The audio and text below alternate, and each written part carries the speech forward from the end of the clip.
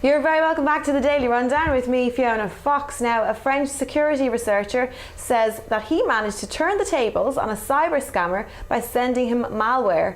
Technical support scams try to convince people to buy expensive software to fix imaginary problems. But one security expert played along with the scheme until he was asked to send credit card details. He instead sent an attachment containing ransomware.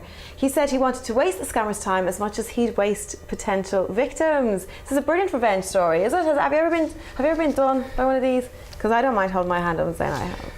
Right. It gave me a boost. Well, yeah. I mean, this is kind of the sort of the area we kind of a lot of the stuff that we deal with in open intelligence, in terms of tech and its effect on politics and life. And this is kind of really good example of the vulnerability that we have to basic, which is it's just new ways of fraud. The most really common version is people ringing up and pretending that they're from Microsoft. Yeah.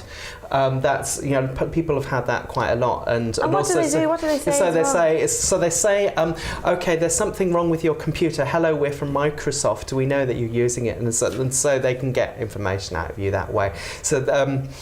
Basically, this is a kind of good moment to say, folks, you need to kind of look at. I'm not expecting you to send ransomware to people, but it's also you need to look out for yourself. Don't give out your credit card details and bank details to people you don't know or trust.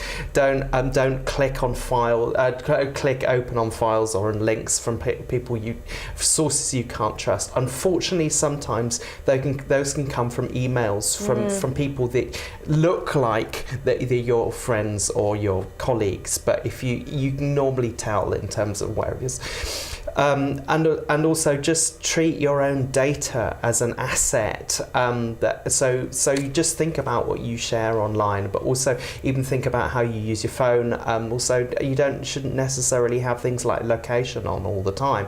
It's also you just need to be kind of super aware, really. Why do you have your location on, Loz? Well, basically, that if you have location on, it turns your phone into a tracking device. So it's not. So that can have lots of really useful things that you can do. So in terms of obviously using mapping, but also in terms of incursions and attacks, it can also tell exactly where you have been throughout the entire day. Phones are getting increasingly clever in that my phone knows where I work and where I live without me telling it. So just because I make these two trips the same distance every single day, my phone's like, every so often, you've got this long to take you to get to work if you want to be at work in time, or it'll take you this long to get home. Something to do that? This is Google on its own. This is what Android phones tend to do with the location stuff switched on. Because it knows you do that, it just sort of does things to help you out, but really it just makes you aware, oh, my phone knows everything about me, okay. We're kind of in this horrible middle ground, though, of being how amazing, my phone knows everything, what else can it do? Yeah. We had somebody in here who says her phone can set her heating to come on when she's not there or something. Yeah. That blew my mind. I don't know why it was specifically the heating. I think it's a very Irish thing, maybe. We're obsessed with making sure it's switched off and everything. But that absolutely blew my mind. But you can have an entire smart house now connected to your house. Yeah. To your phone. That was in terms of the ransomware, which is also basically something in its kind of most basic way is something from outside that takes over and holds it to ransom. It's also that I have seen recently that there's ransomware that's been specifically designed to take over those sorts of heating devices. So also say it's like, okay, we're going to turn up your heating, and also unless you do this. Look, this is entirely possible. So there you go. So maybe you just want to switch for that one. Maybe it's why this man doing this thing to sort of get back at these people is such a good thing. So he sent ransomware back. So he had no way of knowing that it actually worked on the phone. He sort of got an idea when they said they tried to open the picture he'd sent them, and they said it wasn't opening. But then it's just a case of waiting to see. So ransomware slowly takes over your computer and starts locking up different things until you do something for them. So like usually they'll never unlock it anyway. Right. Even if you paid them money or something, they would never unlock it because they don't have that capability when they're away from your computer.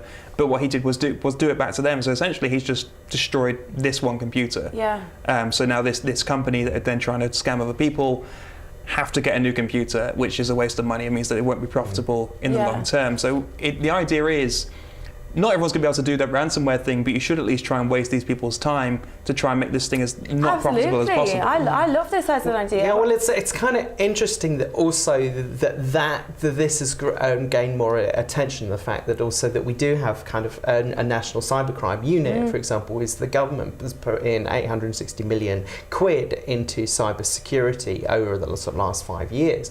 But it's also the question is about what have we been getting out of that? It's also been most of that, or the majority of that money has been focused on national level threats rather than what we can all do. And in terms of operations, have only recovered about 3.1 million quid. As opposed to the effect on the economy of cybercrime being in the billions, it's very difficult to assess. So the question is about whether the government's been targeting this well enough, and it's also time to think again. What's important for you to do, I suppose, is my dad very recently fell victim to one of those little links on Facebook where you'll click the link and then suddenly you'll send a message to all of your friends and they'll click the link and it'll steal some data. But if you see like a family member or a friend that has done that, rather than just making fun of them and go, what you're doing, you clicked on this link, now you sent spam everywhere. Educate them, say what was wrong about clicking that link so that they know in future and they can tell other people and they can know what to look out for as well, because it's... That's quite, you've kind of hit the nail on the head there, but I think it's specifically a generation. It's not just a generation, obviously, it affects everybody. But I know I would actually worry about my parents who they've come a certain distance with tech. Do you know what I mean? Like, my mom, they have a smartphone, but they kind of mostly make calls. They can use a bit of WhatsApp, that type of thing. They can do FaceTime or something. But that type of thing, clicking on links, clicking on a funny video or whatever, it's actually very hard to explain. And I think the awareness, you're right though, the education needs to be, but where's that going to come from? I thought my dad was quite switched on with that sort of thing. Like he used computers for the past 20 years. I thought it was something that he was fully aware of, but then there's something with a link that I think it was like some cinema vouchers or something, and suddenly he's sending it around to everyone. I can't blame him for that. It's quite expensive. Exactly, they are, but it's just a deal. Well, that's it. I mean, in a way, it's not about so much about the technology. It's about what fraud has always been about, which is about the psychology. The grab. What is it going to bring in? And it's only something that's going to get worse, obviously, because when I was talking about earlier on, I can't even remember what it was that got me. It must be 8 years ago or so. It was one of your laptop has a virus. Oh, I have a virus, so I click here, and I went down that road. I never imparted any details though, but then just my laptop didn't work anymore and I got a blue screen. I had to bring it in. Shamefully brought it into like a tech department, but it was luckily I knew someone who could sort it out. But with cyber scammers have come a long way since then. It's not just your little pop-up messenger. It's not like there's setting up entire Facebook profiles, for example, all social media profiles, drawing your own friends in that way. As you said, Lozzie, maybe it needs to be reassessed how it's tackled. Yeah, I think absolutely, and I think you hit on something very very important, which is also you need to also to communicate it in a way that's actually meaningful to people. So one is you don't make them feel stupid, and that is also because that's incredibly off-putting.